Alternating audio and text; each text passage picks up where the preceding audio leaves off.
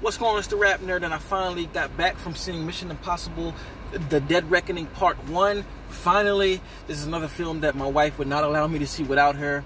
She has great taste in films because these joints are her joints, for a lack of better terms. It's one of the many reasons why we are married, because this woman has taste.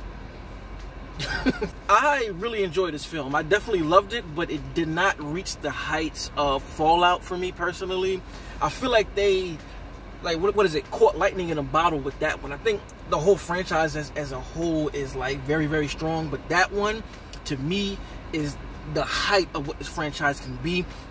So for me, I was slightly disappointed by that, because the hype I saw surrounding this film made it feel like it was another Fallout.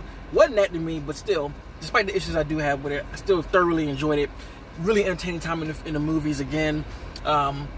So if you've seen the trailer, the story follows this AI that is pretty much destroying the world, and Ethan and his squad have to figure out how to stop it.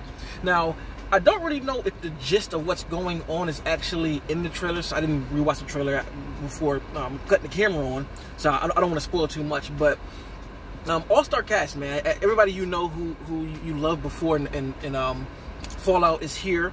You know, Ethan, Luther, Benji.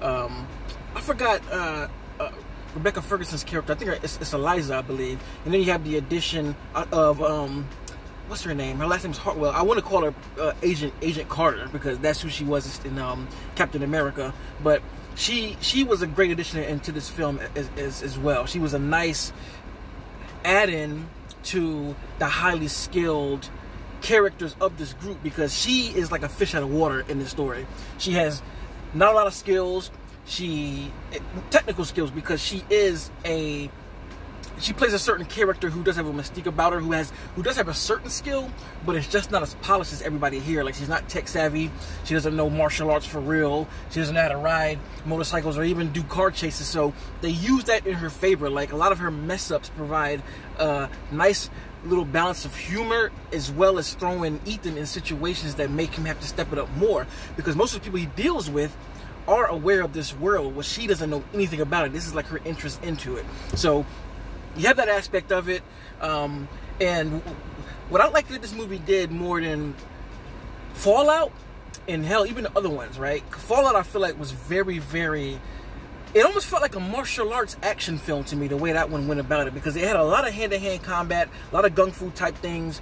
And this one, the focus was mostly on the danger aspect of it. Like, the danger here is what the film is really about. But before I jump to that, let me jump back to characters. So you have a new villain as well. His name is Gabriel, and he has this right-hand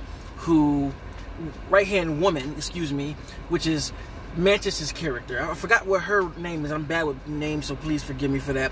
But she was a loose cannon. Like, you talk about like Harley Quinn. She was like Harley Quinn, but didn't say much of shit. So her one mission was to just track Ethan down and make his life a living hell. And boy, did she do it in a number of ways. She was great. Gabriel, I get to him after I get to the positives, because he was kind of my one negative with the film. But the focus here is on the danger aspect rather than like just the full-blown action. They put Ethan through a lot of dangerous territory where it was done in ways that I couldn't even expect it to be done. Like, there's like a little bit of the train scene in the trailer, and what they do with that had me on the edge of my seat. Like, I've never seen what they did here like they did it. That's all I'm gonna say. I just know it's one of those things that it happened and it just kept going and going and going, and I'm like, holy shit. Like, we've seen what is, you know, this done in multiple ways, but never like this. For a little bit of clue, think Jurassic Lost World, not the train scene, but the RV scene, but just ramped up to 10. So they focus on the danger. There's a car chase that's like literally like 15 minutes of the film, and it just, again, keeps going and going and going, and they do something different even with that car chase that I really enjoyed, that got a few laughs out of the whole crowd, you know what I mean? So the action, again, on point.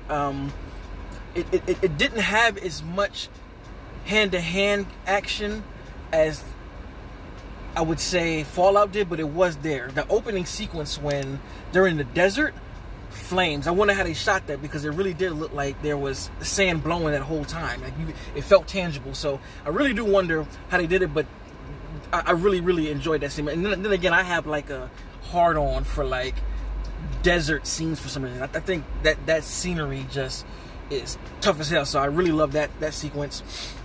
What else can I say without spoiling too much? The opening, again, is another one that really hones in on the idea of danger and just building that tension through the danger of what's going on screen. A whole lot of, like, invigorating danger from start to finish again. And what I will say also about this movie, there is a lot of expositional dumps in this film. I feel like more than what we've seen previous, because dealing with AI, it's kind of like you're getting to understand more about what's going on with the characters, and the only way to do that is if you put out what the hell's going on. And that kind of is one of my little, I'm somewhat negatives, because I feel like the plot of what's going on is actually a little more complex than what they kind of made it. It was like, we had the pieces to the puzzle, but they're like extra pieces here that don't really need to be here. So it made the story feel kind of clunky in some areas. And you do feel the runtime. You do start to feel that the movie is past 2.5 hours, and I feel like there's some things that could have been shaved off here and there. And Gabriel, for me, I was like, because they do something with the history between him and Ethan, and it didn't really work out for me, because it's an added storyline that I don't believe was ever there. And if it was there and you know about this franchise, please point it out to where they connected, and I stand corrected if that is the case. Maybe I missed it. But since the history is made for the film, the animosity that they had between each other, I just never felt and never really got. You know what I'm saying? Like, it's like they tried to do what they did with Solomon in Rogue Nation and Fallout. The reason why Fallout was so great too is because Solomon was behind all of that stuff, right?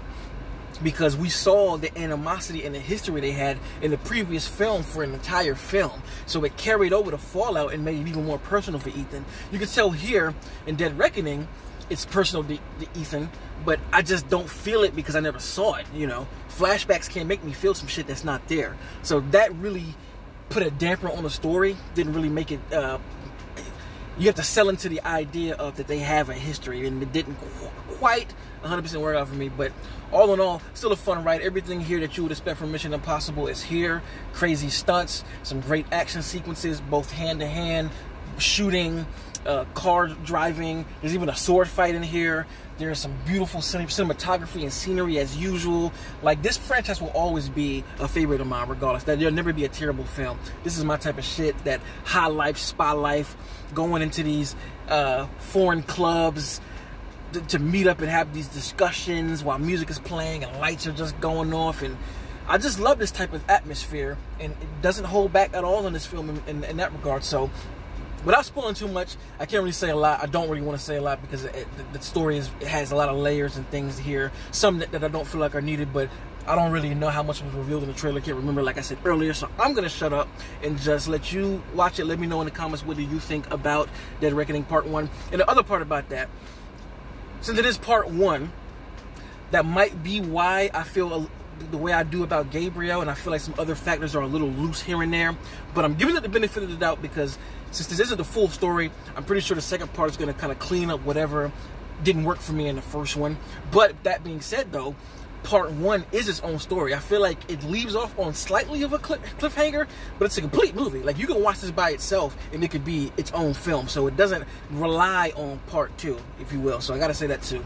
But what do you think about the film? What do you think it ranks in the Mission Impossible franchise? Did you like it? Did you love it? Let me know in the comments. Be nice as usual. And if you like this kind of content, make sure to like and subscribe. And if you already are subscribed, thank you. And until next time, peace. RapNerd Productions, no capping, that's word to mommy.